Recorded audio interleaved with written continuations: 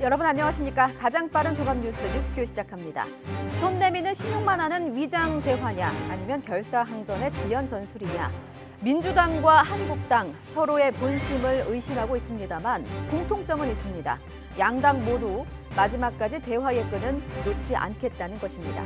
내일로 예고된 본회의를 앞두고 국회는 폭풍전야의 상황인데요. 패스트트랙 법안의 향방, 잠시 후 평론가 두 분과 함께 전망해 보겠습니다. 먼저 오늘의 주요 뉴스부터 보시겠습니다. 연말 여야 대치가 수위를 높여가고 있습니다. 민주당은 선거법과 공수처법 등을 내일 본회의에 일괄 상정해 처리하기로 했습니다.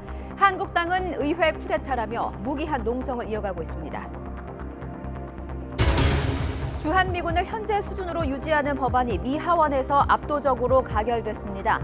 방위비 압박 카드로 주한미군 철수를 거론했던 트럼프 대통령은 법안이 상원을 통과하면 즉각 서명하겠다고 트위터에 남겼습니다. 스티븐 비건 미 국무부 대북 특별대표가 15일 방한해 판문점에서 북한과 접촉을 시도할 것으로 보입니다. 연말 시한을 앞두고 북미 간에 말폭탄이 오가는 가운데 막판 조율이 성사될지 주목됩니다. 폭력 시위 주도 등의 혐의로 출국 금지된 전광훈 목사가 경찰에 나와 조사를 받고 있습니다. 문재인 대통령이 먼저 조사를 받으라며 버티던 전 목사는 체포영장이 검토되자 자진 출석했습니다. 이른바 곰탕집 성추행 사건에 대해 대법원이 유죄 판결을 확정했습니다. CCTV의 범행 장면이 명확하게 잡히지 않았지만 피해자의 진술이 일관됐다는 게 재판부의 판단 근거입니다. 원금 손실 논란을 빚은 DLF 대책이 확정됐습니다. 지난달 초안이 나오자 피해자와 은행권에서 각각 반발했는데 금융당국은 은행권의 제안을 받아들여 일부 규제를 완화하기로 최종 결정했습니다. 연동형 비례대표제 도입을 두고 협상에 협상을 거듭하고 있는 국회가 내일 본회의를 열어서 선거법 개정안을 상정할지 관심입니다. 여당은 상정을 강행하겠다는 의지를 보이고 있지만 자유한국당은 강력 반발하면서 결사항전의 의지를 다지고 있습니다. 이런 가운데 잠시 뒤 문희상 국회의장 주재로 여야 3당 원내대표 회동이 열리는데요. 이 접점을 찾을 수 있을지 주목됩니다. 국회 취재기자 연결해서 자세한 내용 알아봅니다. 우철희 기자. 네, 국회입니다. 네, 먼저 문희상 국회의장과 여야 3당 원내대표 회동이 언제입니까? 실마리가 실마리가 보이는 상황입니까? 네, 회동은 1시간 반 뒤쯤 예정이 돼 있습니다. 5시 반으로 예정이 돼 있는데요. 문희상 국회의장과 더불어민주당 이인영, 자유한국당 심재철, 또 바른미래당 오신환 원내대표가 만날 것으로 보입니다. 내일 본회의 개회 여부 그리고 선거법 개정안의 상정 여부가 쟁점입니다. 문희상 의장은 여야 합의를 거듭 주문하고 있습니다만 간극이 워낙 커서 어떤 합의를 이룰 가능성은 현재로서는 낮아 보입니다. 한국당을 제외한 다른 당들의 막판 합의는 속도를 내고 있습니다. 4+1 협의체가 1시간 전부터 협상에 다시 돌입했는데요. 패스트트랙으로 지정됐던 안보다 선거법과 관련해서 지역구를 25석 늘리고 비례대표는 25석 줄이는 안으로 의견을 좁히고 있습니다. 바른미래당과 정의당, 민주평화당 등 야3당은 공동 기자회견을 열어서 더는 한국당과의 협상을 지속할 이유가 없다면서 선거법 통과를 위한 민주당의 결단을 촉구했습니다. 이에 더해 민주당을 향해 연동률을 더 낮추려는 시도를 멈추라고 강하게 압박했습니다. 네, 민주당과 한국당 입장이 첨예하게 갈릴 텐데 어떻습니까? 네, 민주당은 내일 반드시 본회의를 열어야 한다는 입장이 강경합니다. 오는 17일이 내년 총선 예비후보 등록일인데 그 전에 선거법 개정안 처리를 마쳐야 하기 때문입니다. 이인영 원내대표는 한국당이 끝내 협상을 외면했다면서 마지막 선전포고를 했습니다. 농성을 거두시고 협상을 진두지휘하시기 바랍니다. 주말 장애 집회도 제발 그만 멈추시기 바랍니다. 왜 전광훈 목사와 함께 광화문을 사수하고자 하는지 저는 도저히 이해할 수 없습니다. 반면 황교안 대표가 무기한 농성에 돌입한 한국당은 민주당과 야3당의 선거법 처리 움직임에 강력 반발하면서 총력 투쟁 또 결사항전을 외치고 있습니다. 황 대표는 예산안 날치기는 선거법과 공수처도 날치기 하겠다는 예고라면서 한국당이 물러서면 나라가 몰락하게 될 것이라고 강조했습니다. 예산안 날치기 처리는 일종의 발 맞추기 예행 연습이었습니다. 좌파 독재 완성을 위한 의회, 쿠데타가 임박해 있습니다. 우리는 비상한 각오로 막아내기 위한 모든 노력을 다하겠습니다.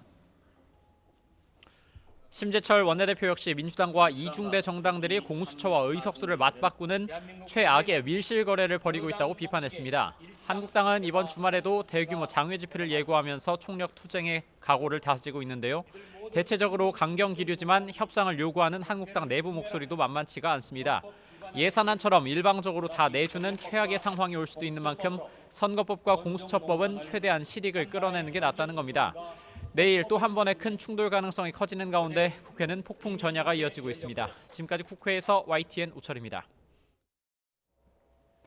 북한이 제시한 연말 시한을 앞두고 북미 간의 말폭탄이 오가는 가운데 스티븐 비건 미 국무부 대북특별대표가 우리나라를 찾을 것으로 보입니다. 판문점에서 북한과 접촉을 시도할 것으로 보이는데 성사될지 주목됩니다. 김지선 기자가 보도합니다. 스티븐 비건 미 국무부 대북정책특별대표가 오는 15일쯤 우리나라를 찾습니다. 북한이 제시한 연말 시한을 2주 앞둔 시점입니다. 북미 간 신경전이 가열되고 북한의 추가 도발 가능성이 거론되는 상황이어서 판문점 접촉 성사 여부에 관심이 쏠립니다. The window is still open, but the North Koreans should not miss this opportunity. 국무부 부장관에 지명돼 막바지 인준 절차를 밟고 있는 비건 대표의 방한은 넉 달 만입니다. 지난 8월 당시 러시아 대사 내정서를 일축하고 북한에 손을 내밀었지만 접촉은 성사되지 않았습니다. Regarding the restart of those negotiations, we are prepared to engage as soon as we hear from our counterparts in North Korea. 연말이 다가오자 북한은 고위급 인사들이 연일 릴레이 성명을 내며 대미 총공세를 펴고 있습니다.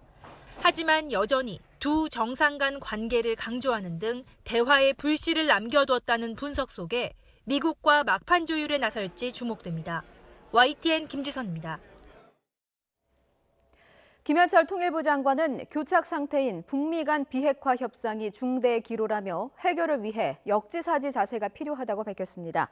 김 장관은 오늘 통일연구원 주최 리서치 페스티벌 축사에서 전쟁 위기설이 제기됐던 2017년의 상황을 반복해선 안 된다며 이같이 밝혔습니다.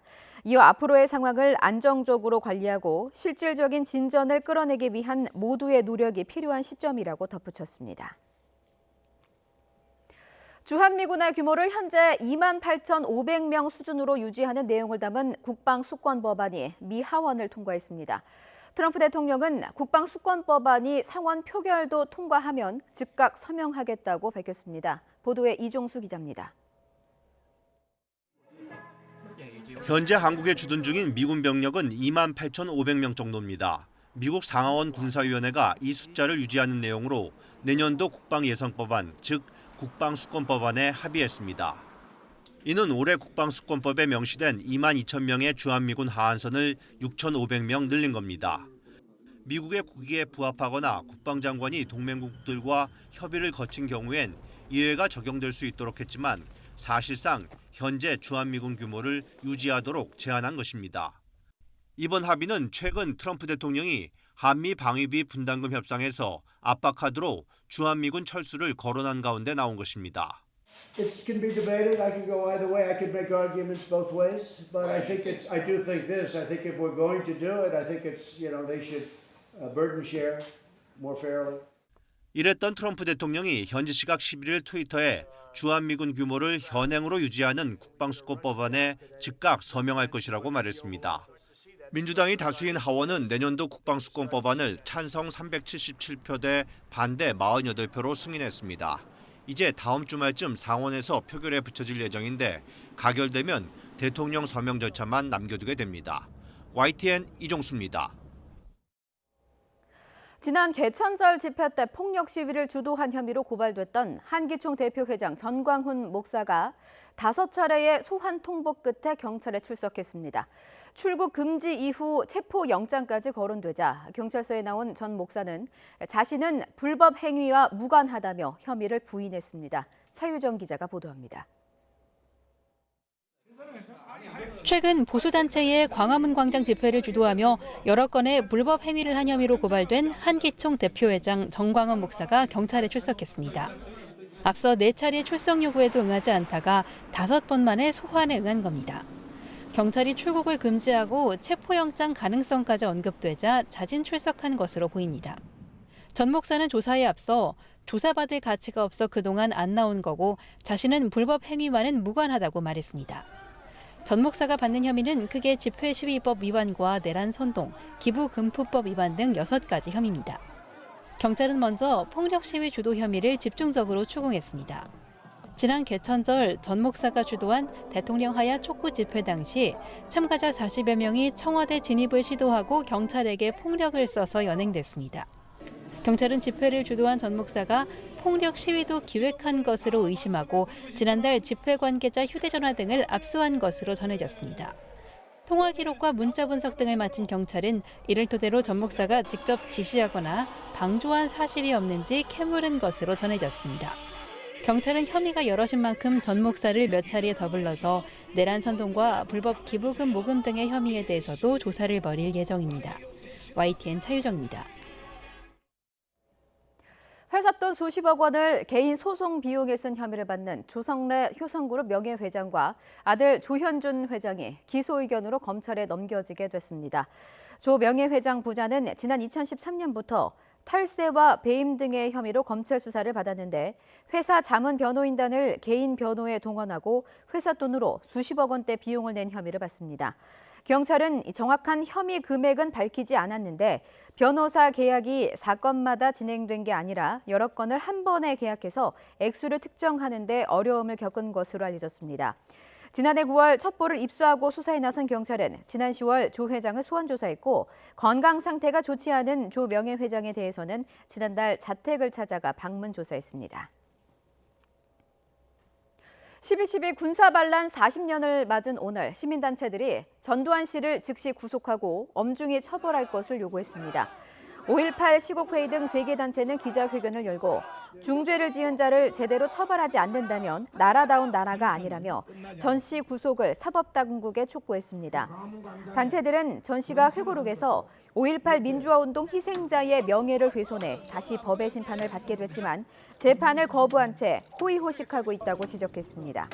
이어 재판을 피해 도망친 다른 범죄자들과 마찬가지로 강제 구인하거나 구속해야 한다고 강조했습니다. 인터넷을 뜨겁게 달궜던 이른바 곰탕집 성추행 사건에 대한 유죄 판결이 대법원에서 확정됐습니다. CCTV의 범행 장면이 명확하게 잡히지 않아서 피해 진술이 사실상 유일한 증거였는데 대법원은 하급심과 마찬가지로 강제추행 사실이 인정된다고 결론 내렸습니다. 취재기자 연결합니다. 조성호 기자. 네, 대법원입니다. 네, 대법원의 선고 결과부터 정리해 주시죠. 네, 대법원 2부는 이른바 곰탕집 성추행 사건 피고인 A씨에게 징역 6개월에 집행유예 2년을 선고한 원심 판결을 확정했습니다. 강제 추행 혐의를 유죄로 인정한 겁니다. 앞서 A씨는 지난 2017년 대전의 한 식당에서 모임을 마치고 일행을 배웅한 뒤 옆을 지나던 여성의 엉덩이를 움켜잡은 혐의로 재판에 넘겨졌습니다. 1심은 징역 6개월, 실형을 선고하고 법정 구속했는데 이후 보석으로 풀려났고 2심은 1심과 마찬가지로 유죄를 인정하면서도 추행 정도와 가족들의 탄원 등을 고려해 집행유예로 감형했습니다. 대법원도 하급심의 유무죄 판단이나 심리 과정에 문제가 없다고 판단했습니다. 곰탕집 CCTV가 공개되면서 사회적으로 많은 논란을 불러오기도 했는데요. 대법원이 유죄 판단을 유지한 근거는 뭡니까? 네, 당시 CCTV 영상에는 A씨가 피해 여성과 엇갈려 지나가는 장면이 담겼는데 분량이 약 1.3초에 불과합니다. 또 A씨가 여성의 신체 부위를 접촉하는 장면은 잡히지 않았습니다. 1심에서 검찰이 구형한 벌금 300만 원보다 훨씬 무거운 실형이 나오고 법정 구속까지 되자 A씨의 부인은 인터넷에 남편의 억울함을 주장하는 글을 올렸습니다. 판결이 부당하다는 청와대 국민청원도 30만 명을 넘기면서 논란이 커졌는데요. 혐의를 입증할 증거는 사실상 피해자 진술뿐인데 하급심은 진술이 일관되고 A씨의 팔이 피해자 쪽으로 향하는 장면이 있다며 강제추행을 인정했습니다. 대법원은 형사재판에 있어서 유죄 심증은 합리적인 의심을 할 여지가 없을 정도여야 하지만 모든 가능한 의심을 배제할 정도까지 요구하는 건 아니라고 밝혔습니다. 그러면서 피해자 진술 내용의 주요한 부분이 일관되고 허위로 A씨에게 불리한 진술을 할 만한 동기나 이유가 분명하게 드러나지 않는 한 진술의 신빙성을 함부로 배척해선 안 된다고 강조했습니다. 지금까지 대법원에서 YTN 조성호입니다. 금융당국이 공모형 주가 연계증권 ELS를 담은 신탁, 즉 ELT의 은행 판매를 제한적으로 허용하기로 했습니다. 금융위원회는 오늘 이 같은 내용을 포함한 고위험 금융상품 투자자 보호 강화를 위한 종합 개선 방안을 발표했습니다. 기초자산을 주요국 대표 주가지수인 5개로 한정한 가운데 공모로 발행되고 손실배수 1 이하 파생결합 증권을 담은 신탁 상품은 은행 판매가 허용됩니다. 판매 규모는 올해 11월 말 잔액인 37조 원에서 40조 원 이내로 제한됩니다. 결혼한 지 5년 이내인 신혼부부 가운데 절반 가까이가 주택을 소유한 것으로 나타났습니다.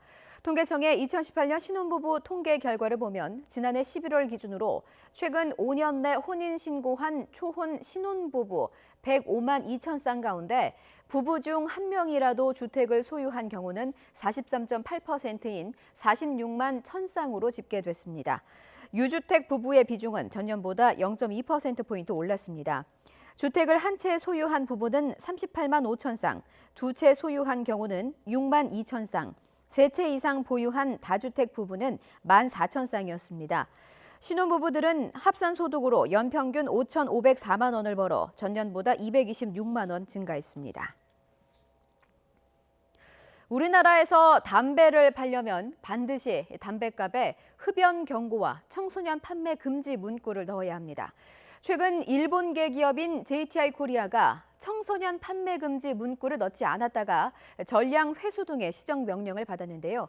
그런데 YTN 취재 결과 문제가 된 담배들이 버젓이 판매되고 있는 것으로 확인됐습니다. 김지환 기자의 단독 보도입니다. 최근 일본계 담배 기업 JTI 코리아는 정부의 시정 명령을 받았습니다. 국내에서 판매하는 담배 4종 가운데 메비우스와 카멜의 담배값에서 청소년 판매 금지라는 문구를 빠뜨렸다가 적발됐습니다. 여성가족부는 지난 6일 문제가 된 제품을 모두 회수하고 문구를 넣어 다시 판매하라고 명령했습니다. JTI 측은 곧바로 시정 명령에 따라 해당 제품의 판매를 중단하겠다고 밝혔습니다. 하지만 YTN 취재 결과 서울 곳곳에서 버젓이 경고 문구가 빠진 담배들이 팔리고 있었습니다.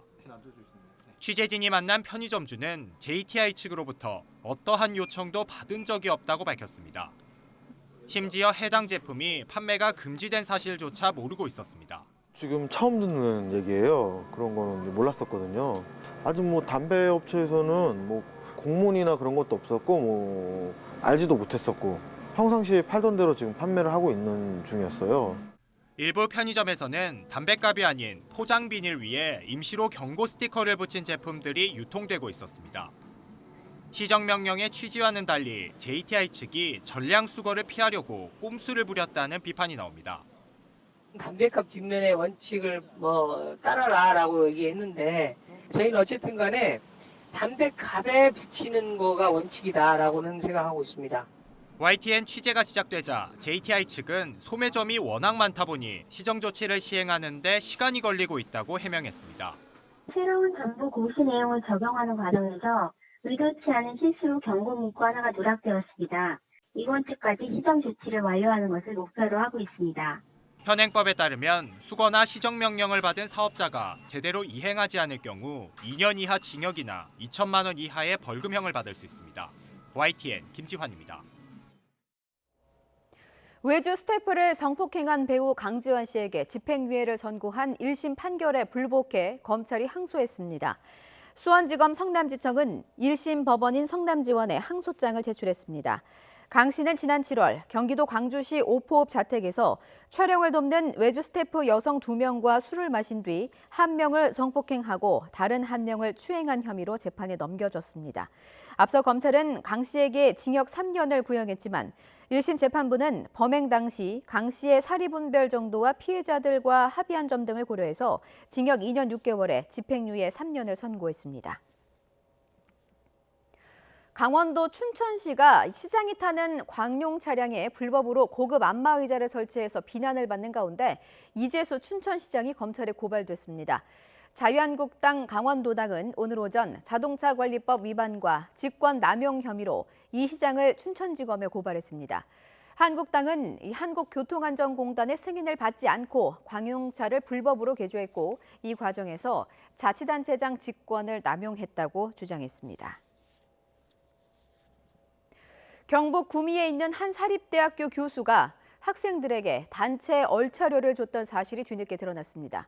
수업 시간에는 여학생에게 속옷 색깔을 지적하는 등 성적 수치심을 유발하는 발언도 서슴지 않았습니다. 이윤재 기자의 보도입니다. 경북 구미에 있는 한 대학교 운동장. 학생 70여 명이 줄을 맞춰 달립니다. 등에는 같이 갑시다라는 문구까지 붙였습니다. 항공서비스학과 교수가 학생 단합을 시킨다며 얼차려를 준 겁니다. 심지어 복학생 일부에게 머리를 땅에 박게 하는 이른바 원산폭격까지 시켰습니다. 학생들은 운동장 돌겠습니다. 근데 이제 열이나 이런 게 맞지 않으면 그 자리에서 앉았다 일어나기를 시켰고, 또 복학생 선배님들한테는 땅에 머리를 박으라는 행위를 시키고, 교수와 같은 여성인 학생에게 성적 수치심을 일으키는 발언도 서슴지 않았습니다.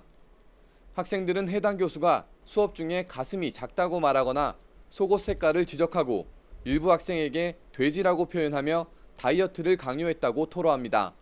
제 스카프를 어떻게 매는지 보여준다고 하셨는데 이제 앞뒤 몸을 만지면서 너는 앞뒤가 똑같냐니 속옷을 왜 이렇게 이런 색깔을 입었냐니 해가지고 교수님한테 직접 찾아가서 이건 아니라고 말씀드렸는데도 승무원이 되려면 어쩔 수 없다.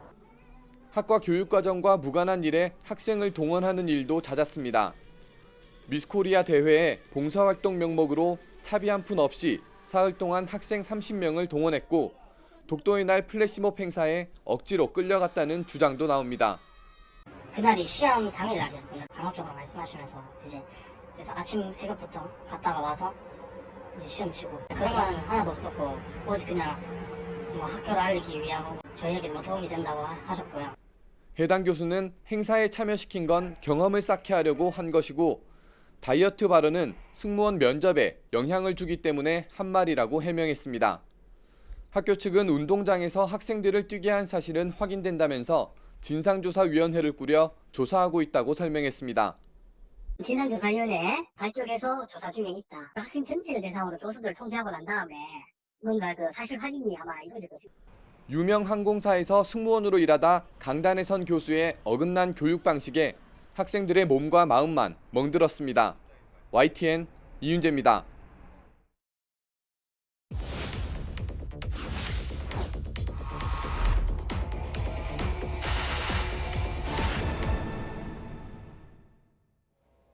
청와대 하명 수사 의혹으로 논란의 중심에 선 황운하 대전지방경찰청장이 최근 출판 기념회와 함께 북콘서트를 열었습니다.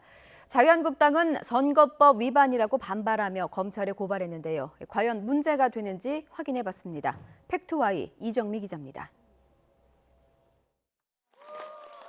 하명 수사 의혹으로 검찰 수사를 받으면서 명예퇴직이 보류된 황운하 대전경찰청장.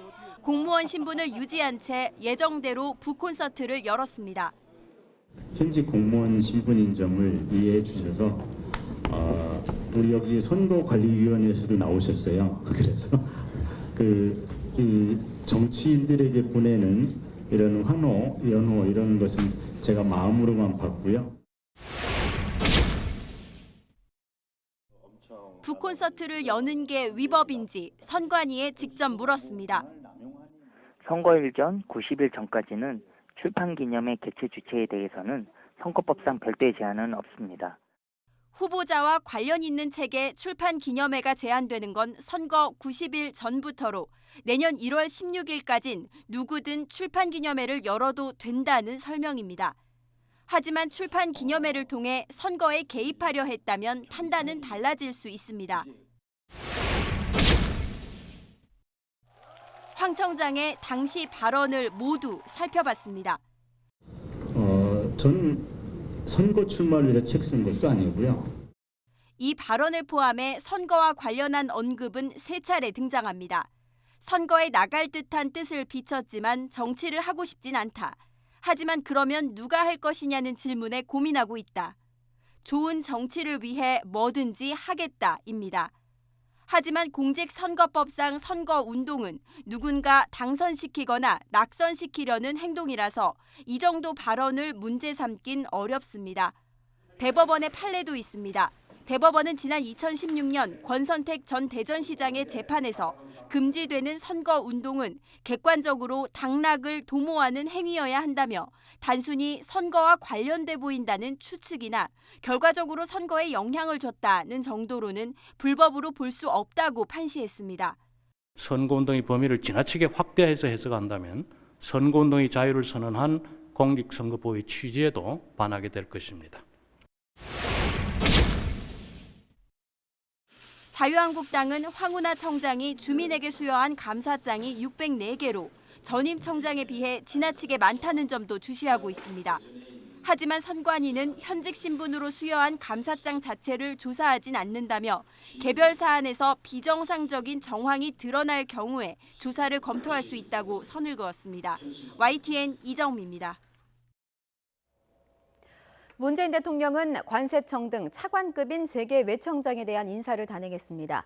총선 출마를 목표로 하고 있는 김영문 관세청장의 후임으로는 노석환 관세청 차장이 승진 임명됐습니다. 또 병무청장에는 모종화 한국방위산업진흥회 부회장이, 산림청장에는 박종호 산림청 차장이 승진 임명됐습니다. 정통 관료 출신인 노석환 관세청장과 박종호 산림청장은 국정과제를 차질 없이 추진할 것으로, 예비역 육군 중장인 모종화 병무청장은 병무행정에 대한 신뢰를 확보할 수 있을 것으로 기대한다고 고민정 청와대 대변인은 밝혔습니다. 문재인 대통령은 지속 가능한 농정 가치를 실현하면서 혁신과 성장의 혜택이 고루 돌아가도록 농정의 틀을 과감하게 전환하겠다고 밝혔습니다. 문 대통령의 농정 현장 발언 들어보겠습니다.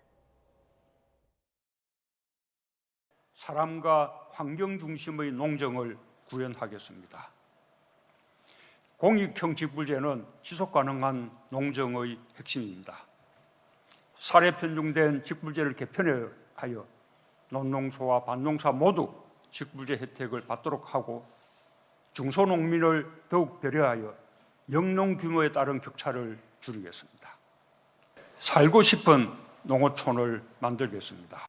2022년까지 읍면 소재지의 생활 SOC를 900곳 이상으로 늘려 어디서나 30분 안에 보육, 보건 서비스에 접근하고 60분 안에 문화, 여가 서비스를 누리고 5분 안에 응급 상황에 대응할 수 있는 365 생활권을 구축하겠습니다. 과감한 농정의 대전환으로 청년들은 농어촌에서 미래를 일구고 어르신들은 일과 함께 건강한 삶을 누리고 환경은 더 깨끗하고 안전해지길 바랍니다. 네, 패스트트랙 법안 처리를 앞두고 정치권이 다시 한번 전운이 고조되고 있습니다. 민주당은 내일 본회의를 열어서 패스트트랙 법안을 상정하겠다 이렇게 예고했고, 한국당은 의회 쿠데타라면서 결사 저지를 선언하고 나선 상황인데요. 최창렬 용인대 교수, 박명호 동국대 교수와 함께 국회 상황 짚어보겠습니다. 두 분 어서 오십시오. 안녕하세요. 안녕하십니까? 조금 전에 저희 정치부 국회 출입기자 우철희 기자가 전해준 내용에 따르면 1시간쯤 뒤인 이제 5시 반부터 문희상 국회의장 주재로 여야 3당 원내대표 회동이 열린다고 합니다. 여기에서 어느 정도 접점을 찾을 수 있다고 보십니까? 그래서 지금 이제 어쨌든 예산안은 통과가 됐고, 예산안 통과에 대해서 지금 자유한국당이 대단히 반발하는 상황이고, 역시 관건은 패스트트랙 법안이에요. 특히 선거법입니다. 이 선거법은 이제 벌써 통과가 됐었어야 되죠. 지금 선거구 획정도 아직 안 돼 있어요. 선거법이 결정이 돼야지, 지역구와 비례대표의 비율이 결정이 돼야지 선거구를 획정하는데, 원래 공직선거법에 따르면 이 선거구는 선거 1년 전에 돼야 돼요. 예산도 12월 2일 날 자정까지 통과가 돼야 되는데, 그건 헌법에 명시되어 있는 겁니다. 그것도 어기는 상황이니까 법률을 어기는 것쯤이야 뭐 별거 아니죠, 사실은. 정치인들 볼 때는. 아무튼 지금 선거법이 빨리 통과돼야 되는데, 지금 선거법에 대해서 한국당과 이쪽 이른바 4+1 협의체와의 생각이 너무 달라요. 4+1 협의체 그 내부도 완전히 이제 일치된 합의안은 아직 안 나왔습니다만 대개 모아는 가는 것 같은데, 한국당은 아예 비례대표제 폐지잖아요. 저는 이 무슨 오늘 이따가 만나는 게 본회의 개최 여부라든지 패스트트랙에 올릴 것인가 이런 것들을 하는데 아마 그렇게 있다가 국회의장하고 3당 그 원내대표들이 합의를 보긴 좀 쉽지 않을 것 같아요. 워낙 생각이 다르기 때문에. 예. 그렇다고 민주당이 예산안도 어쨌든 결과적으로 한국당을 배제하고 통과시킨 정책 부담이 있는데 예. 아무리 지금 국회법에 따라서 하지 않는다라고 지금 여권은 생각하고 있는 건데 한국당이 그렇다고 마냥 밀어붙이는 것도 불편할 거예요. 왜냐하면 특히 선거법이라는 거는 게임의 규칙이거든요. 예. 경기의 규칙이기 때문에 어느 한쪽을 배제하고 정한다는 것 자체가 대단히 무리수가 있는 거죠. 이 법적인 하자가 있다 없다의 문제 이전의 문제이기 때문에 예. 그런 점을 민주당이 고민할 거고 아마 오늘 저는 무슨 합의를 완전히 보기는 뭐 상당히 어렵지 않느냐 일단 그렇게 전망을 합니다. 예, 오늘까지는 보기는 어렵지만 그래도 어느 정도 좀 하지 않겠 좁혀가는 협상 과정. 지금 예. 어차피 심재철 원내대표로 바뀌면서 한국당이 일단 국면은 협상 쪽으로 갈 겁니다. 당내 의원들도 한국당 내 의원들도 계속 이런 강경투쟁이 얻는 게 뭐냐 실리도 잃고 명분도 잃을 수가 있다는 생각을 하고 있지 않느냐 생각해서 협상의 물꼬는 곧 트이지는 않겠는가 이런 뭐 낙관적이까지는 아니더라도 좀 긍정적인 전망도 가능해 보이기도 해요. 그냥 희망의 끈을 놓을 수는 없는 상황이다. 이렇게 정리를 해주셨고요.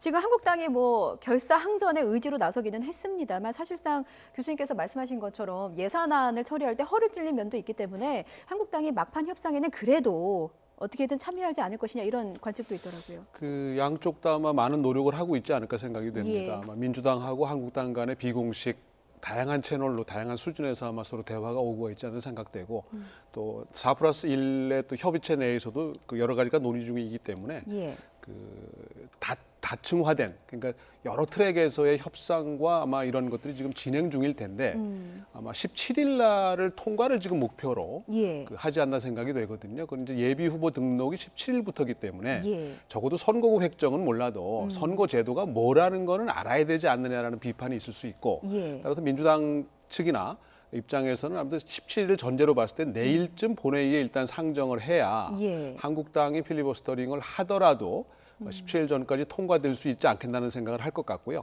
따라서 4+1의 협의체를 통한 한국당 압박과 더불어서 막판에 한국당 참여 가능성까지도 어느 정도 열어두고 민주당 입장에서는 투 트랙으로 일단 그 접근하다가 어느 정도 시점이 된다면 제가 보기엔 아마 이게 월요일쯤 아마 16일 전후쯤 되지 않을까 생각이 되는데 막판 결심을 하게 되면 아마 4+1의 예산안 처리와 같은 방식의 처리도 불사하지 않겠나 생각을 합니다. 그렇게까지 전망을 하시는군요.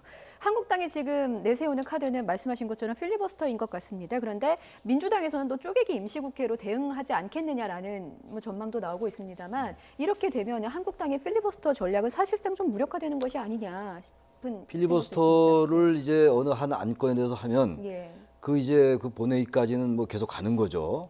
5분의 3의 그 어떤 의결에 의해서 중지시키지 않는. 근데 5분의 3은 대단히 어렵잖아요. 180명이니까. 그건 쉽지 않아 보이고. 필리버스터가 끝나면 그 다음에 회의를 열린단 말이에요. 그럼 바로 표결에 들어가요. 그러면 그야말로 필리버스터라는 게 무제한 토론이라고 얘기하기도 하고 합법적인 의사진행 방해인데 결국은 결과론적으로는 그걸 못 막는 게 되는 거거든요. 저지를 못 하는 거예요. 그렇다면 아까 제가 잠깐 말씀드린 것처럼 결과적으로는 저지할 수도 없고 그리고 이게 정말로 악법이라면은 그 필리버스터가 어떤 존재의 의미를 찾을 수가 있죠. 근데 이건 선거법이나 이 지금 공수처법은 악법이라기보다는 생각이 좀 다른 거잖아요. 지난번 2016년도에 그 테러 방지법하고는 좀 성격이 다른 것 같아요. 그땐 지금의 민주당이 필리버스터를 했었죠. 8일 정도 했었는데 그때와는 좀 다르기 때문에 명분도 잃을 수가 있다. 이 필리버스터를 하면은 물론 필리버스터라는 게 국회법에 규정된 그 당의 권한이에요. 그러니까 소수 정당이 다수 정당들의 그 어떤 합법 의사진행을 막기 위한 것이기 때문에 하는 것 자체는 뭐라고 할 수는 없겠으나 전반적인 정책인 맥락으로 볼 때 과연 이게 유효한 수단이겠느냐. 결과적으로 저지도 못하고 뭐 이른바 아까 말씀하신 쪼개기 국회를 한다는 거 아닙니까? 사실 쪼개기 국회도 되게 우스운 거거든요. 국민들이 보기에는. 필리버스터 끝나면은 바로 이제 본회의 들어가서 표결시키고 그다음에 또 필리버스터 이런 식으로 한다는 거 아닙니까? 근데 그런 거는 여야 모두 참 정치가 잠깐 희화화되는 부분이 있기 때문에 전 한국당도 또 새 원내대표가 선출이 됐고 그러니까 뭐 새 원내대표도 당내 좀 강경파의 입장도 좀 듣긴 들어야 되겠습니다만 협상 쪽으로 어떻게든 좀 간극을 좁혀나가는 쪽으로 그리고 비례대표를 완전히 폐지한다는 건요. 이 연동형 비례대표제 제도의 취지에 일단 맞질 않아요. 물론 비례대표제가 전혀 없는 나라도 있고 비례대표제만 있는 나라들도 있어요. 그러니까 어느 제도가 꼭 좋다고 얘기할 수는 없겠으나 적어도 이 비례대표제 얘기가 작년 12월 15일 합의가 됐단 말이에요. 그건 어쨌든 비례성과 대표성을 제고하자는 의미였기 때문에 좀 약간의 숫자로 줄이는 것보다도 비례대표를 아예 폐지하자. 그거는 뭔가 너무 이 비례대표 취지에 반한다. 그래서 이제 한국당은 그 생각 접고 좀 어느 정도 협상이 임하는 게 어떤가라는 생각이 드는 거죠. 한국당의 전략에 관해서요. 지금 뭐 여야 모두 조금 뭐랄까 조금 비판의 시각으로 좀 봐주셨는데 한국당이 그럼 취할 수 있는 전략에는 어떤 것들이 있겠습니까, 교수님? 그 합법적 의사진행 방해 이외에는 할 수 있는 방법이 없고요. 지금 우리 최 교수님 말씀하신 대로 합법적으로 의사진행을 지연시키는 거지 원천적으로 봉쇄할 수는 없는 상황이고 따라서 민주당 입장에서도 잘게 쪼개서 이거 박지원 의원이시자 뭐 훈수꾼이시자 요새 정치평론까지 하시는 박지원 의원의 예상 아닙니까? 3, 4일 간격으로 잘라내면 통과된다는 거는 뭐 막을 수는 없는 방법이고 따라서 이제 한국당 내에서도 아마 협상론이 일부 힘을 얻을 수는 있는데 이미 틀이 짜여져 있는 상태이기 때문에 아마 연동률을 가지고 민주당에서 한국당을 유혹할 수 있는 카드가 아마 연동률일 거고 다만 이제 문제는 연동률을 낮추게 되면 기존의 제도하고 사실 아무런 차이가 없는 내용만 복잡하고 설명하기 어려운 제도로 가는데 여기에 이제 정의당이 이제 아마 어느 정도 선까지 감내할 수 있겠느냐가 이제 관건이 아닐까 생각이 되고요. 작년 예산안 처리처럼 더불어 한국당 가능성도 저는 없지 않다고 생각이 됩니다. 민주당 입장에서도 어찌되었든 손실을 보는 거거든요. 특히 지금 현재 50석으로 만약에 비례가 정해지게 되고 여기서 한국당이 또 참여하게 하려면은 지금 나오는 얘기 중에 하나가 50석 중에 절반만 50% 연동형을 적용하고 그러니까 캡을 씌운다는 얘기죠. 맞습니다. 50석 중에 25석만 딱 캡을 씌워서 이 부분에만 연동형 50%를 적용하고 나머지 25석은 기존대로 한다 이렇게 되는 건데 아마 50석만 기존 안대로 하게 되면 아마 민주당이나 한국당은 비례의석을 거의 갖기 어려울 가능성이 있거든요. 지금 말씀하신 것처럼 캡을 씌우거나 절반만 하는 안이 아니라면 어쨌든 손해를 보는 상황이 되기 때문에 한국당 입장을 들으면서 오히려 이득을 취할 수 있는 상황이 되는데 문제는 결론적으로 아무 변화 없는 내용만 복잡하고 설명도 하기 어려운 선거제도로 가게 되는 거고 비례성이라고 하는 것을 제고하고자 하는 당초의 취지하고는 전혀 다른 방향으로 가게 되는 상황이라는 것과 그다음에 결과적으로는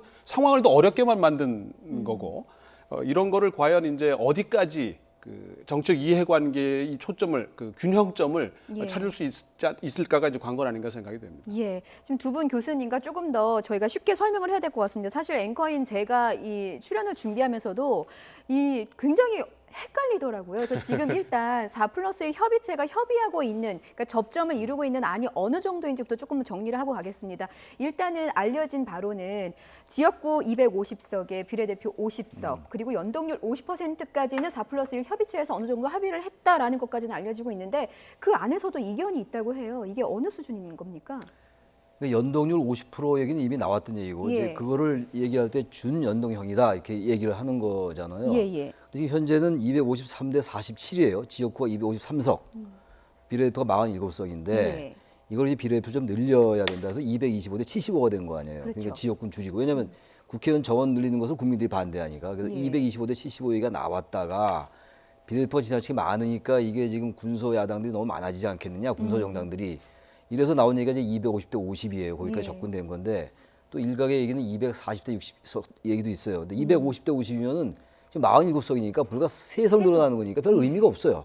그래서 준연동형 50%또 적용하죠. 그러면 아까 우리 박 교수님 말씀처럼 연동형 비례대표제를 논의했던 그 취지와는 아주 어긋나는 거거든요. 별 의미가 없어지는 거예요.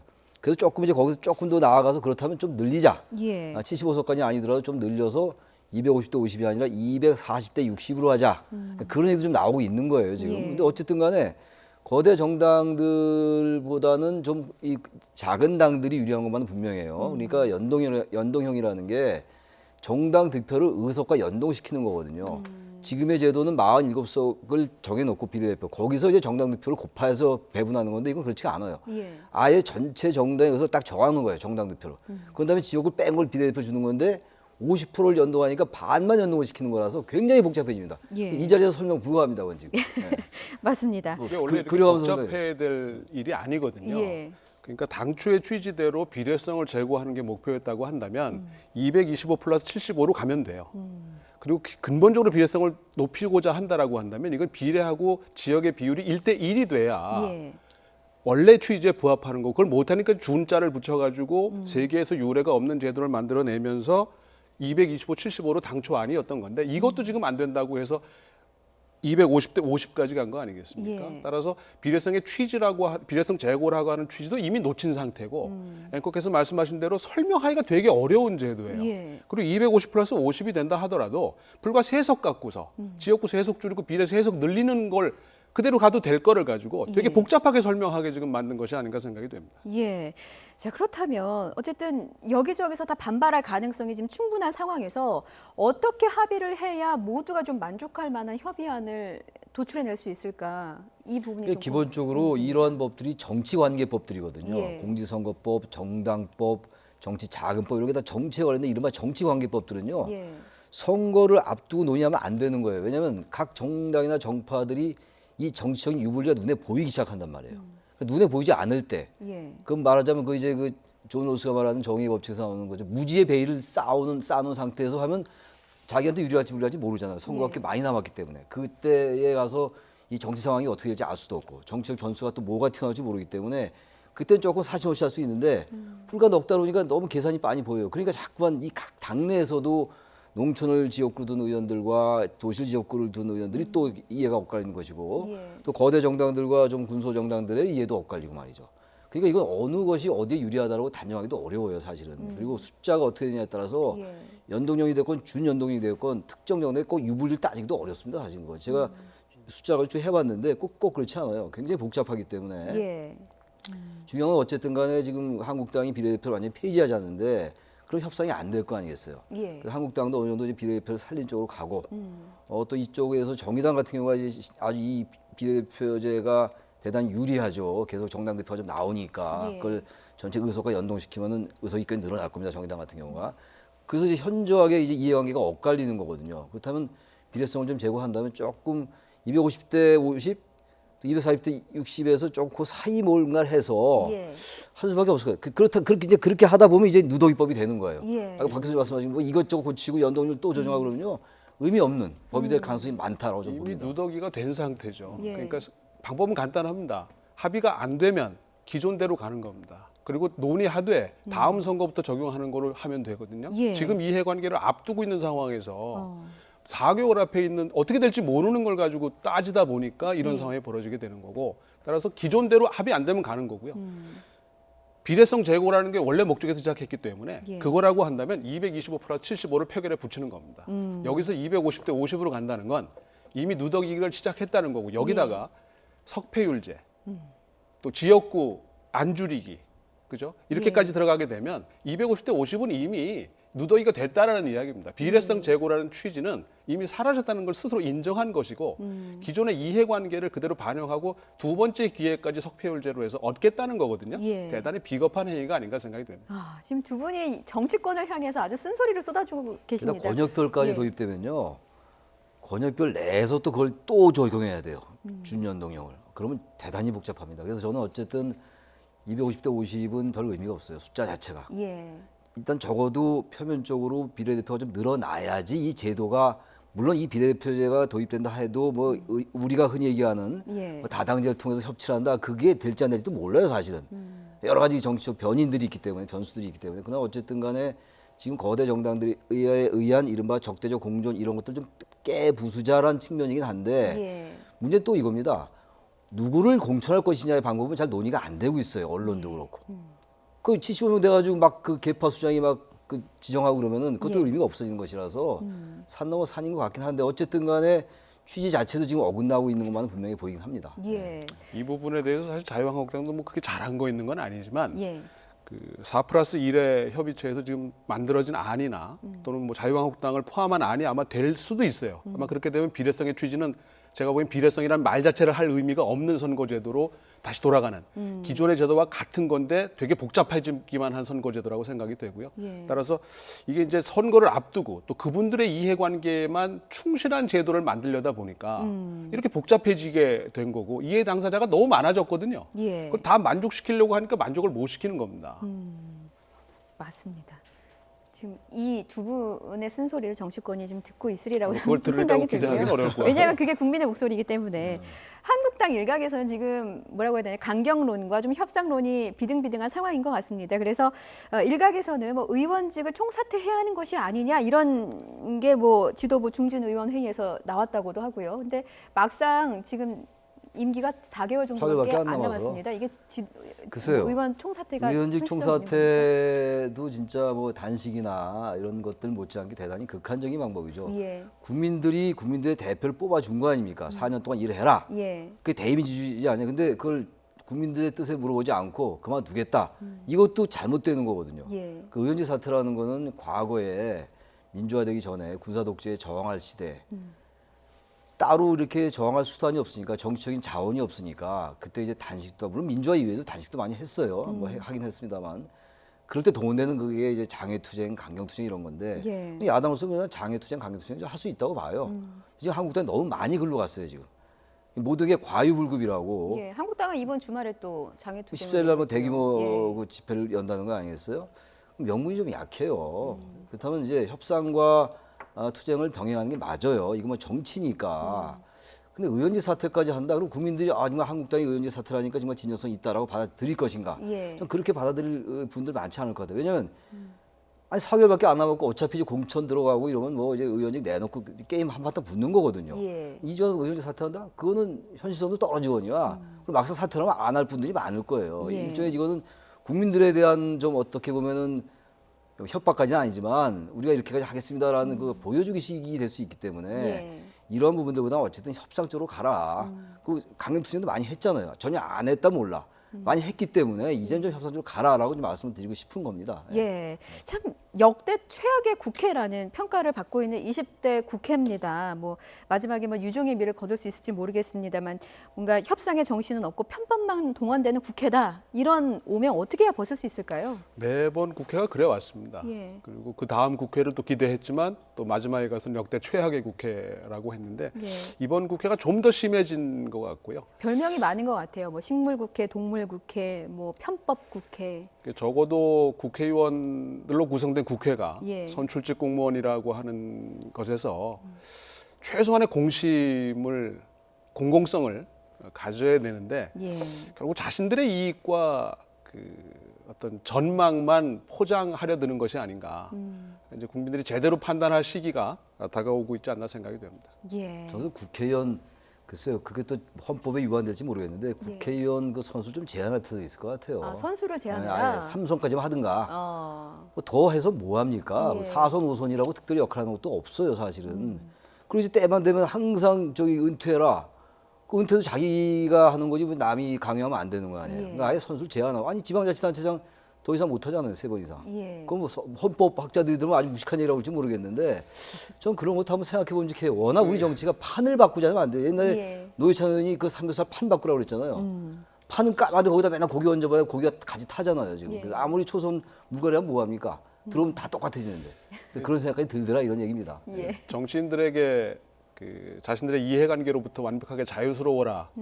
언제나 공공만 위하지 예. 자신들이나 또는 자신 집단의 이익을 배제하라고 하는 거 아마 무리한 요구일 텐데 적어도 양자가 충돌했을 때 어떤 것을 우선해야 되는지에 대한 판단은 그들이 좀 해야 되는 것이 아닌가 생각이 되고요. 예. 그 선수 제한도 나오는 근거 중에 하나가 그런 이해관계로부터 좀 자유로울 때가 있지 않겠느냐라고 하는 거거든요. 오죽하면 그런 요구를 우리가 해야 될 정도라고 한다면 이제 거의 올 때까지 온 게 아닌가 생각합니다. 예, 오죽하면 선수 제한 얘기까지 네. 나왔을까. 이 전문가의 입을 통해서 들으니까 아 정말 우리 정치와 좀 반성을 많이 해야 되겠다라는 생각도 해봅니다. 두 분 말씀은 저희 여기까지 듣겠습니다. 지금까지 최창렬 용인대 교수, 박명호 동국대 교수 두 분이었습니다. 말씀 고맙습니다. 고맙습니다.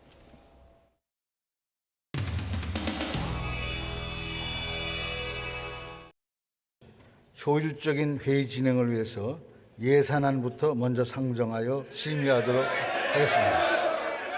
의사일정 제20-131항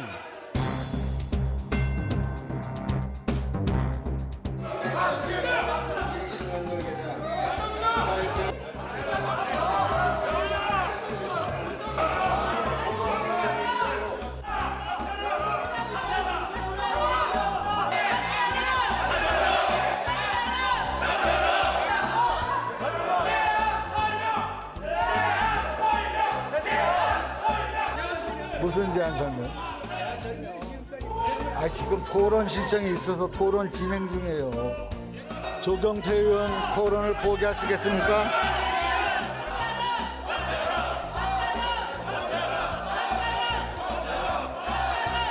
조경태 의원님.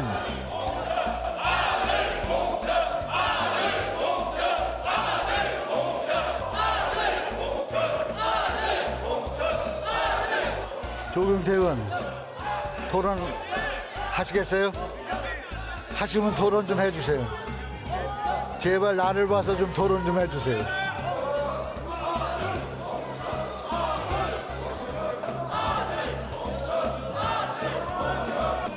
자, 토론 안 하십니까? 그럼 토론 종결할 것을 선포합니다.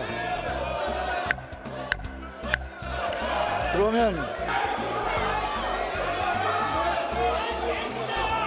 2020년도 예산안에 대한 수정안을 의결하도록 하겠습니다. 투표해 주시기 바랍니다.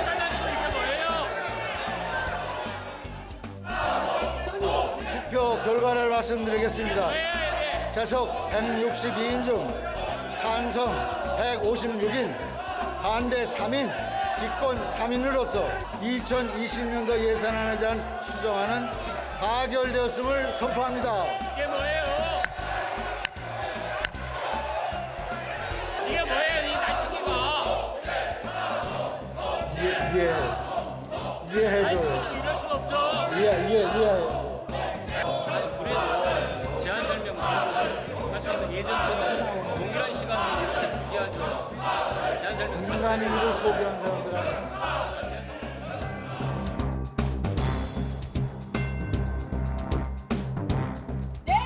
의장님 나오세요.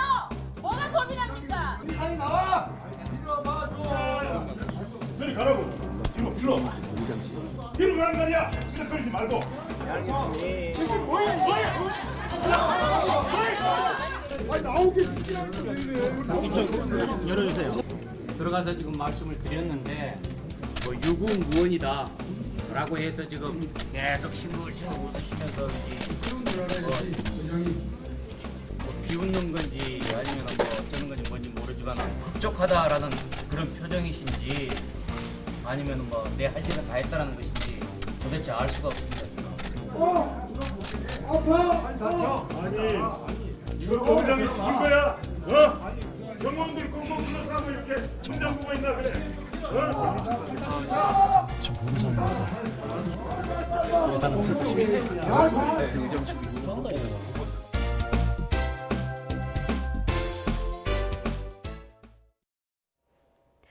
올해 전반적인 수출에 치명적인 타격을 줬던 반도체 부진이 내년 중반쯤에는 개선될 것이라는 전망이 나왔습니다. 한국은행은 통화신용정책 보고서를 통해 선행지표 움직임 등을 봤을 때 메모리 반도체 경기가 점차 회복될 것으로 예상된다고 밝혔습니다.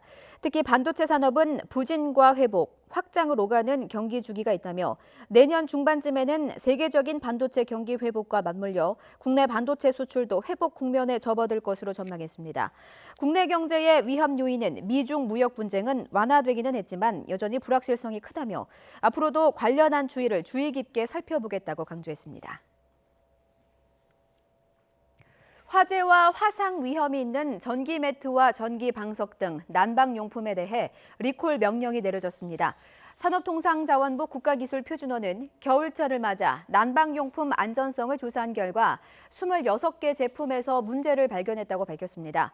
한일 온돌과학의 전기 매트와 한국천기권 의료기, 한일 의료기의 전기 찜질기 등 22개 제품은 내부 전열 소자 온도와 표면 온도가 기준치를 넘어 사용할 때 화재와 화상 위험이 있는 것으로 나타났습니다.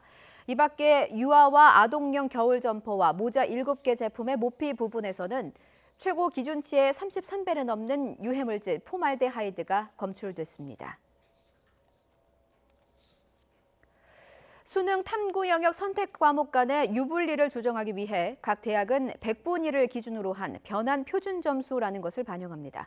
이 변환 표준 점수에 따라서 점수가 오르고 내리고 당락에도 영향을 미친다고 하는데요. 자신에게 유리한 반영 방법을 찾는 게 중요한 정시 전략이 될 것으로 보입니다. 권호진 기자가 보도합니다.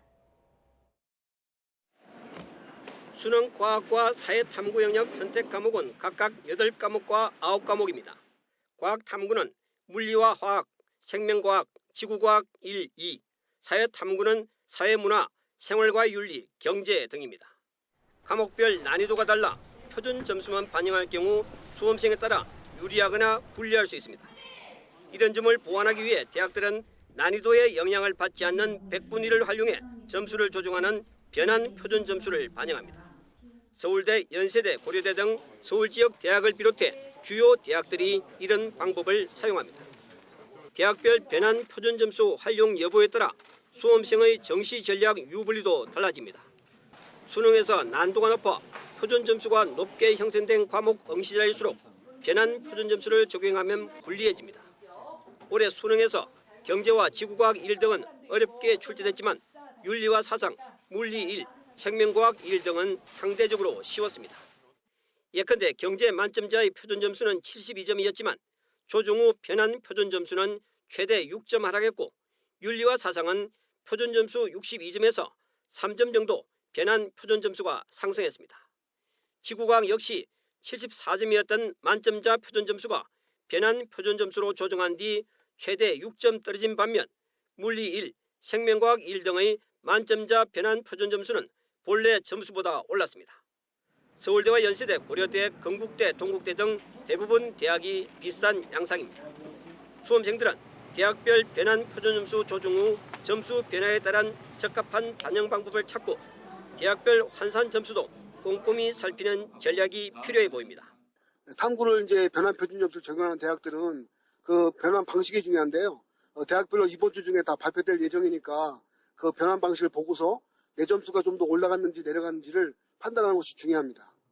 정시 모집은 오는 26일부터 시작되며 내년 2월 4일까지 대학별로 합격자를 발표합니다. YTN 근우진입니다.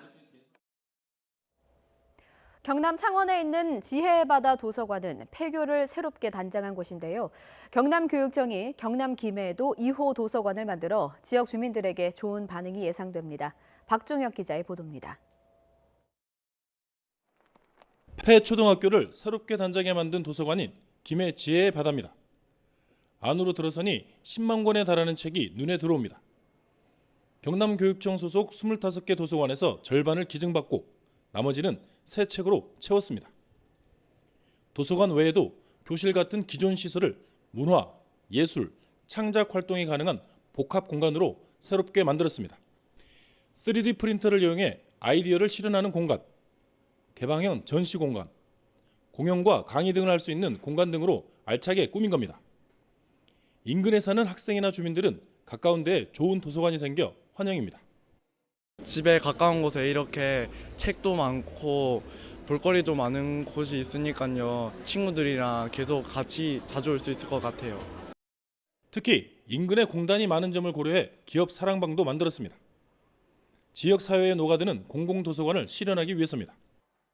중소기업들이 많이 있기 때문에 중소기업 친화적인 그래서 기업 사랑방도 같이 공간이 구성이 되어 있고 그런 기업 지원을 위한 활동들을 저희들이 생각하고 있습니다. 이번에 문을 연 김해 지혜바다는 창원에 이어 두 번째입니다. 창원의 경우 문을 연 지 1년 8개월 만에 290만 명이 다녀갔습니다. 인기가 높은 만큼 여러 지역에서 지혜바다 건립 요구가 많습니다. 경남교육청은 지역 주민들의 요구에 호응해 앞으로 지혜바다 3호점, 4호점 등을 꾸준하게 늘려간다는 계획입니다. YTN 박종혁입니다. 어제 오후 3시쯤 서울 서초동의 한 건물 신축 공사장에서 철제 가림막이 무너졌습니다. 다행히 가림막이 주변 도로 쪽이 아니라 공사장 안쪽으로 기울어 다친 사람은 없었습니다. YTN 취재 결과 해당 건물은 앞서 철거 과정에서도 안전수칙을 지키지 않았던 것으로 확인됐습니다. 서초구청은 지난 7월 5명의 사상자를 낸 잠원동 건물 붕괴 사고 직후 이 건물에 대해 점검한 뒤 지지대 부실 설치 등을 적발해 공사 중지 명령을 내렸습니다.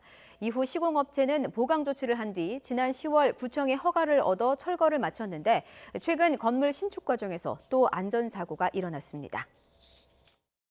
선거법을 비롯한 패스트트랙 법안 처리를 놓고 전론이 고조되고 있습니다. 민주당은 내일 본회의에서 일괄 상정하겠다는 방침인 반면 한국당은 날치기라며 결사 항전을 선언했습니다. 북한의 미사일 발사에 대응한 유엔 안보리가 소집됐습니다. 미국은 북한에 도발하지 말 것을 경고하면서도 유연하게 협상할 준비가 돼 있다며 압박과 대화 메시지를 동시에 던졌습니다. 원금 손실 논란을 빚은 DLF 대책이 확정됐습니다. 지난달 초안이 나오자 피해자와 은행권에서 각각 반발했는데 금융당국은 은행권의 제안을 받아들여 일부 규제를 완화하기로 최종 확정했습니다. 미성년자 여성 진행자에 대한 폭행과 성희롱 파문에 휩싸인 EBS 프로그램 보니 하니가 잠정 중단됩니다. 논란이 된 두 개그맨이 하차한 데 이어서 제작 책임자와 담당 PD도 전원 교체됐습니다. 내년부터는 프로야구 연간 시즌권을 언제든 환불할 수 있게 됩니다. 비싸게는 1,700만 원까지 가격이 책정된 연간 시즌권은 개막한 뒤에는 구매를 취소하거나 환불하지 못하도록 규정돼 있었습니다. 문재인 대통령은 농정의 틀을 과감히 전환해 사람과 환경 중심의 농정을 구현하겠다고 밝혔습니다. 쌀에 편중된 직불제를 개편해 중소농민을 더욱 배려하겠다고 강조했습니다. 미국 연방준비제도가 기준금리를 동결하면서 내년 경제성장률은 올해보다 낮은 2%로 전망했습니다. 10년 넘게 장기 호황을 이어온 미국 경제가 내년에는 완만한 하락세를 보일 전망입니다. 뉴스큐 이어갑니다. 연동형 비례대표제 도입을 두고 협상을 거듭하고 있는 여야가 내일 본회의를 열어 선거법 개정안을 상정할지 관심입니다. 더불어민주당은 상정 강행 의지를 보이고 있지만 자유한국당은 강력 반발하면서 결사 항전의 의지를 다지고 있습니다. 자, 이런 가운데 잠시 뒤에 열리는 문희상 국회의장과 여야 3당 원내대표 회동에서 접점을 찾을 수 있을지 주목됩니다. 국회로 가보겠습니다. 우철희 기자. 네, 국회입니다. 네, 문희상 의장과 여야 3당 원내대표 회동 잠시 뒤에 시작될 텐데 해결의 실마리가 보입니까?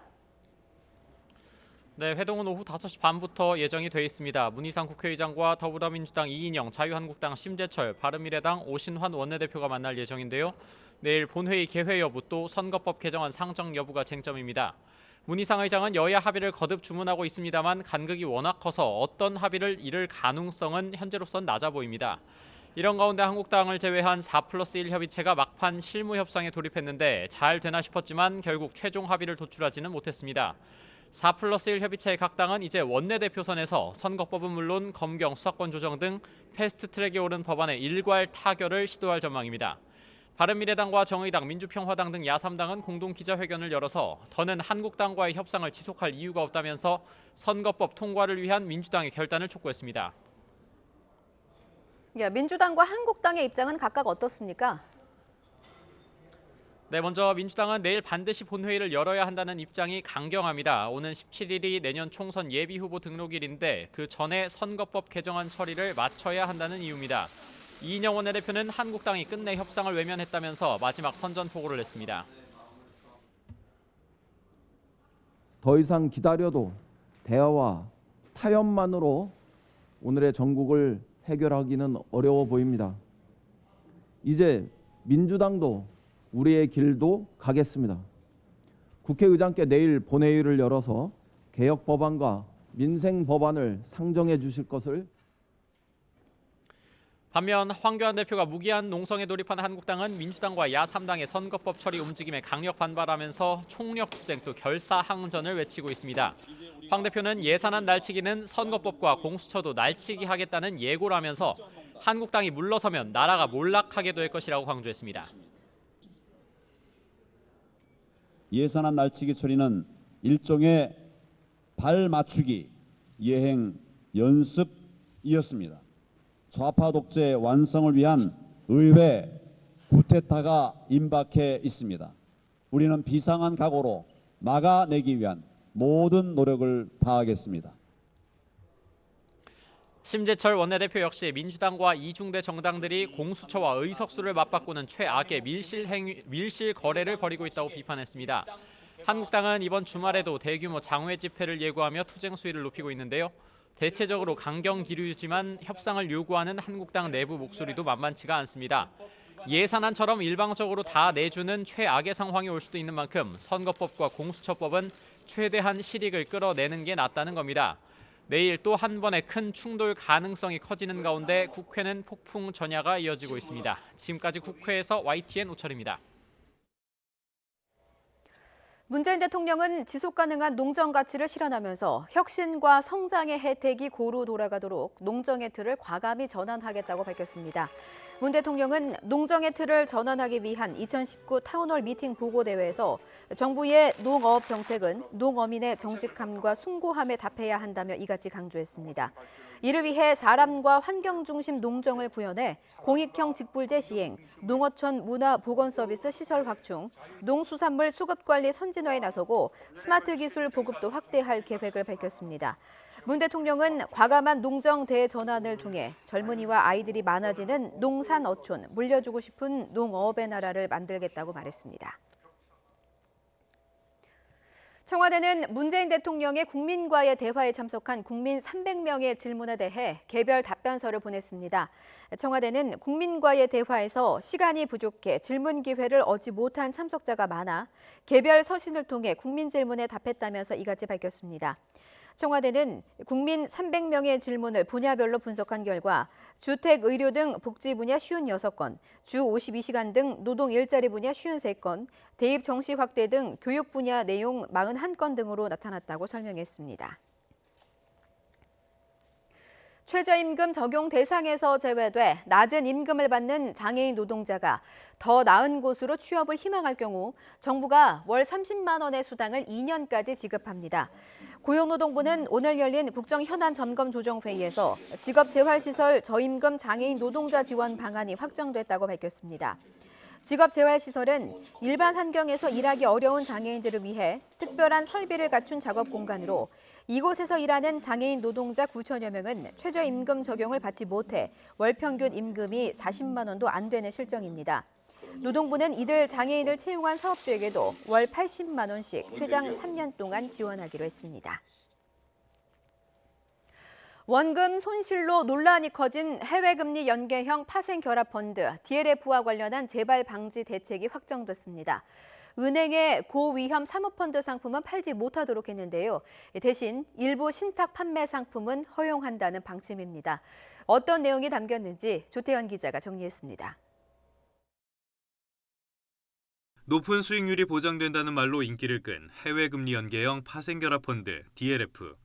우리은행과 KB 하나은행을 통해서만 8천억 원어치가 팔렸는데 올해 들어 기초자산인 독일 금리가 떨어지면서 평균 손실률이 50%를 훌쩍 넘어섰습니다. 이런 사태가 재발하는 걸 막기 위해 금융당국은 구조가 복잡하면서 원금 손실률이 20%가 넘는 상품을 고난도 금융상품으로 규정했습니다. 이 가운데 사모펀드의 은행 판매를 금지하기로 했습니다.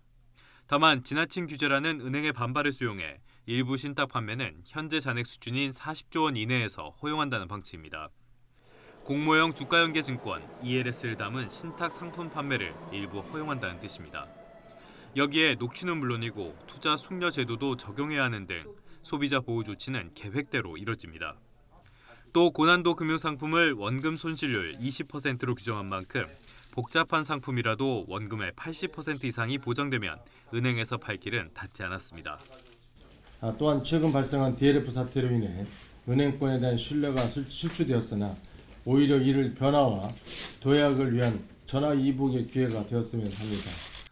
금융위원회는 내년 1분기까지 관련한 시행령과 규정 등을 개정한다는 방침입니다. 이와 별개로 금융감독원은 내년쯤 은행권의 고위험 상품 판매 실태도 조사하기로 했습니다. YTN 조태현입니다. EBS 장수 프로그램 보니 하니가 미성년의 여성 진행자에 대한 폭행, 성희롱 파문에 휩싸였습니다. 시청자들의 분노가 커지면서 결국 프로그램을 잠정 중단하고 제작진을 전면 교체하기로 했습니다. 보도에 김혜은 기자입니다. 생방송 톡톡 보니 하니의 여성 진행자 한이가 출연자 최모 씨 팔을 잡습니다. 최 씨는 한이의 팔을 강하게 뿌리쳤고 뒤이어 퍽하는 소리가 납니다. 다른 출연자의 모습에 가려 실제 폭행이 이루어졌는지는 분명하지 않지만 논란은 삽시간에 번졌습니다. 하지만 제작진은 두 사람이 허물없이 지내다 보니 좀 심하게 장난을 친 것이라며 폭행 논란을 일축했고 당사자들도 해프닝에 불과하다고 해명했습니다. 하지만 폭행 논란은 수그러들지 않았고 다른 남성 출연자 박모 씨의 과거 성희롱 영상까지 도마 위에 올랐습니다. 좋겠다. 그냥 방송에서. 너는 잘생겼지, 착하지. 너는 훈계당을 듣고 싶어요. 너는 좋다. 논란이 커지자 EBS는 해당 영상을 삭제하고 두 사람을 출연 정지시켰지만 시청자들의 분노는 수그러들지 않았습니다. 어린이를 대상으로 한 프로그램에서 미성년의 여성 진행자에게 보인 30대 성인 출연자들의 행동이 결코 가볍지 않다는 겁니다. 결국 EBS는 긴급회의를 열어 해당 프로그램을 잠정 중단하기로 했습니다. 또 프로그램 제작 책임자 2명과 담당 PD를 포함한 제작진을 전면 교체하기로 했습니다. EBS 김명중 사장은 있을 수 없는 일이 일어나 죄송하다면서 거듭 사과하고 긴급 대응단을 구성해 프로그램 시스템을 점검하고 종합 대책을 마련하겠다고 밝혔습니다. 16년 넘게 어린이들의 친구 역할을 톡톡히 해온 장수 프로그램 본의 아니가 어른들의 그릇된 행동으로 큰 위기를 맞았습니다. YTN 김혜은입니다. 응원하는 팀의 그해 홈 경기를 모두 관람할 수 있는 프로야구 연간 시즌권. 가격도 비싼 거는 수백만 원에서 무려 1,000만 원대도 있습니다. 만만치 않은 가격에도 그동안은 시즌이 개막하고 나면 환불받기가 어려웠는데 내년부터는 쉽게 취소하고 돈을 돌려받을 수 있게 됩니다. 김평정 기자의 보도입니다.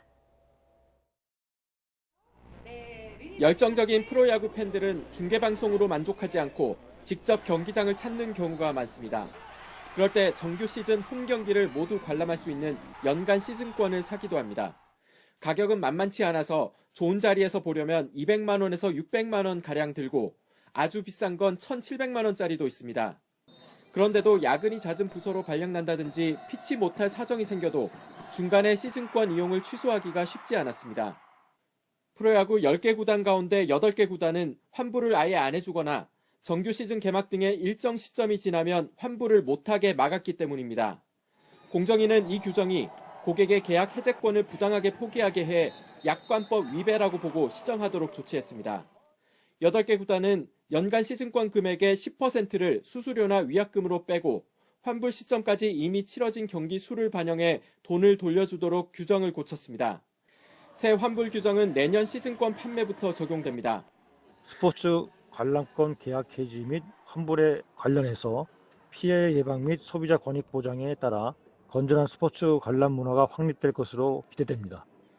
원래부터 환불 불가 조항이 없던 SK 와이번스와 기아 타이거즈는 이번 공정위의 조치 대상에서 빠졌습니다. YTN 김평정입니다. 식품의약품안전처는 건강보험심사평가원과 함께 마약류 과다 사용이 의심되는 병의원과 동물병원 50곳을 감시해 병의원 19곳, 동물병원 4곳, 22명의 환자를 적발했다고 밝혔습니다.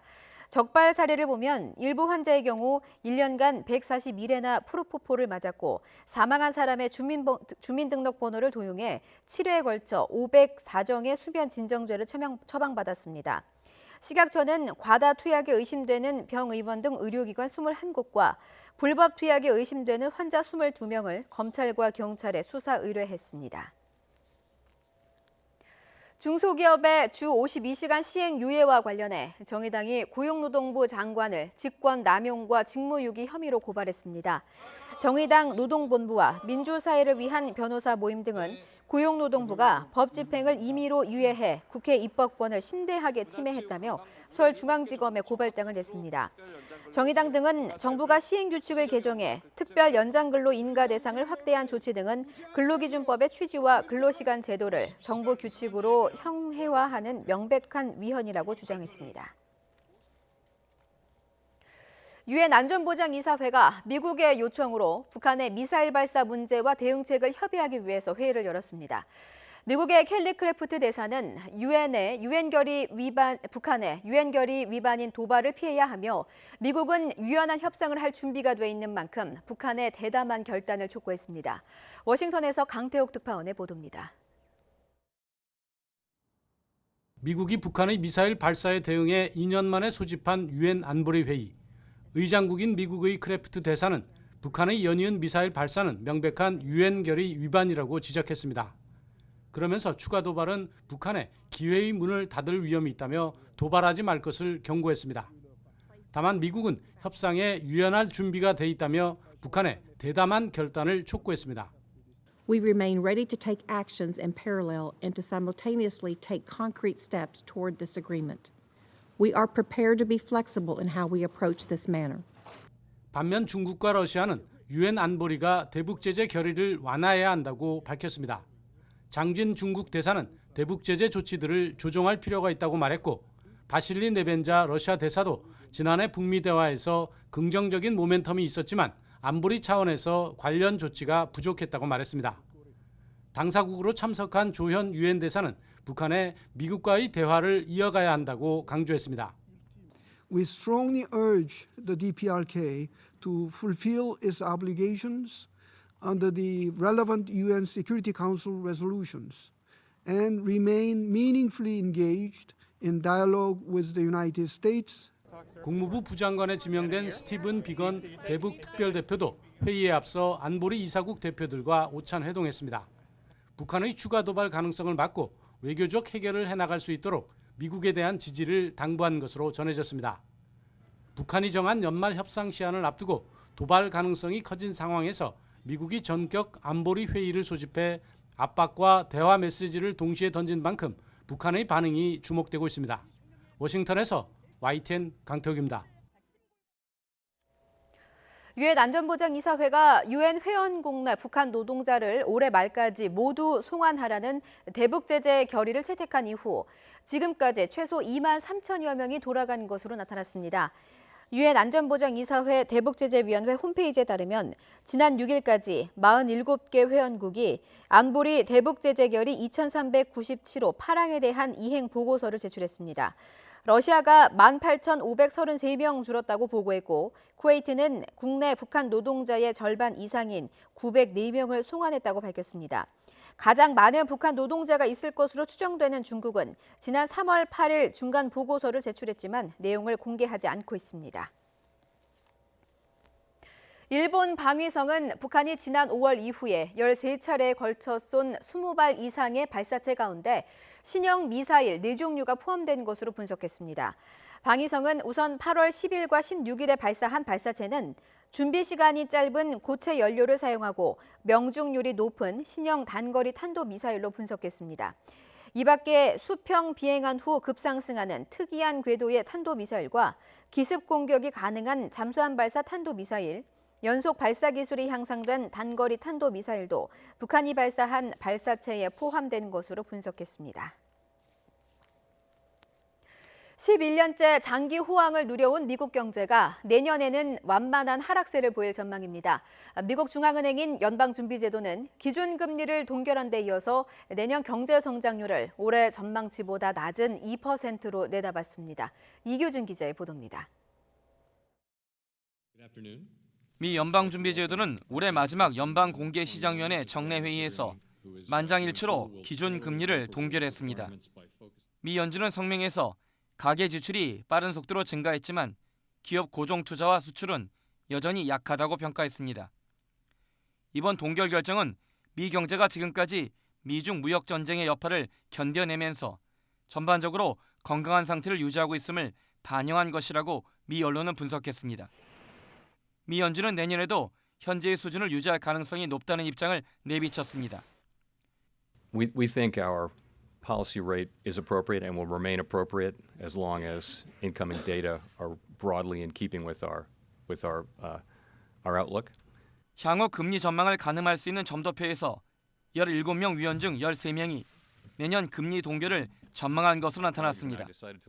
이와 함께 미 연준은 내년 경제 성장률을 2%로 전망했습니다. 올해 전망치보다 낮지만 미 의회가 추정한 잠재 성장률 2%와 같은 수준입니다.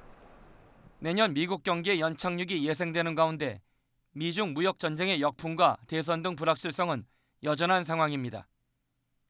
최근 미중 무역 갈등의 여파로 제조업을 중심으로 성장세가 주춤하고 있고 소비자 신뢰지수도 4개월 연속 하락했습니다. YTN 이교준입니다.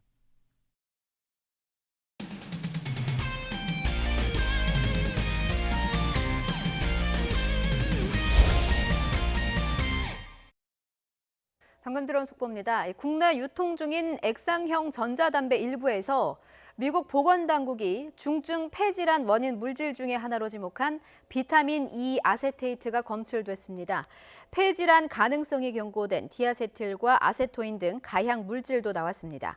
식품의약품안전처는 국내 유통되는 153개 액상형 전자담배의 액상을 대상으로 중증 폐질환 관련 의심물질 7종의 함유 여부를 검사한 결과 이같이 확인됐다고 밝혔습니다. 식약처에 따르면 미국에서 가장 많이 발견된 대마 유래 성분 THC는 모든 제품에 들어있지 않았고 비타민 E 아세테이트는 13개 제품에서 디아세틸 등 특정 가향 물질 3종은 43개 제품에서 1종 이상 확인됐습니다. 비타민 E 아세테이트는 미국 질병통제예방센터가 최근 중증 폐질환의 주요 원인 물질로 지목한 성분인데 이번에 검출된 양은 미국 식품의약국의 검사 결과와 비교해 매우 적었습니다. 이와 함께 액상을 기화시키는 용매, 프로필렌 글리콜과 글리세린은 153개 전 제품에서 검출됐으며 식약처는 이들 성분에 대해서 인체 유해성을 파악할 필요가 있다고 밝혔습니다. 이번 성분 분석은 지난 10월 23일에 발표된 정부의 액상형 전자담배 안전관리 대책의 일환으로 성분 분석에 이은 인체 유해성 여부는 질병관리본부가 맡아 내년 3월에 발표할 예정입니다. 유럽을 제외한 세계 연합팀과 미국 팀이 맞붙는 골프 대항전인 프레지던트컵 첫날 경기에서 인터내셔널 팀 대표로 출전한 우리나라의 안병훈과 임성재가 나란히 승리를 거뒀습니다. 첫날 미국 팀은 타이거 우즈조만 승리했습니다. 보도에 김상희 기자입니다. 인터내셔널 팀의 임성재가 첫 홀부터 지난 시즌 PGA 신인왕다운 면모를 과시했습니다. 373야드 파4홀에서 티샷을 그린 근처까지 보내더니 짜릿한 이글을 낚았습니다. 임성재의 헤드윈조는 시속 게임 끝에 쇼플리 켄틀레이가 호흡을 맞춘 미국 팀을 한 홀 차로 누르고 귀중한 승리를 챙겼습니다. 안병훈도 애담 스콧과 찰떡 호흡을 과시하면서 미국의 디셈버 피나우조에 2홀 차로 승리했습니다. 이 밖에 인터내셔널 팀은 우스트 히즌 앤소조가 막강한 더스틴 존슨 게리 우드랜드조를 4홀 차로 꺾는 이변을 연출했고 마스야마 히데키 판정중 아시안 커플도 패트릭 리드와 웨브 심슨을 마지막 홀에서 극적으로 이기고 첫날 각자 공을 쳐 나은 스코어를 채택하는 포볼 경기에서 4승 1패를 기록했습니다. But we know it's a very tough side we're playing, and but I'm gonna, we'll celebrate this little session victory, and we got a couple more to go. 미국 팀은 단장 겸 선수로 출전한 타이거 우즈조만 첫날 체면을 세웠습니다. 파3 5번 홀에서 그린을 놓친 우즈의 칩샷이 홀컵에 빨려들면서 버디를 만들어냅니다. 더스틴 토머스와 호흡을 맞춘 우즈는 인터내셔널 팀 리슈먼 니만조를 4홀 차로 여유 있게 누르고 유일하게 승점 1점을 챙겼습니다. We have a plan, and obviously we have contingencies, and so we're going to talk about things right now and get after the pairings. 역대 12번의 대결에서 1승 1무 10패에 절대 열세를 보이고 있는 인터내셔널 팀이 1998년 승리 이후 21년 만에 통산 2번째 우승을 향해 순조로운 출발을 보였습니다. YTN 김사익입니다. 올 시즌 K리그 리그에서 두산의 한국 시리즈 우승을 이끌었던 투수 조시 린드블럼이 미러키와 계약해 메이저리그에 복귀했습니다.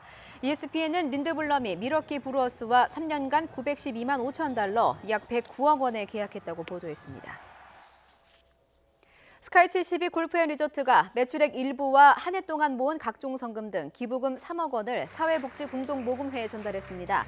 올해로 15번째를 맞은 나눔 실천 행사 스카이 72 러브 오픈을 통해서 모금회에 전달된 기부액은 총 84억 3천만 원으로 늘었습니다.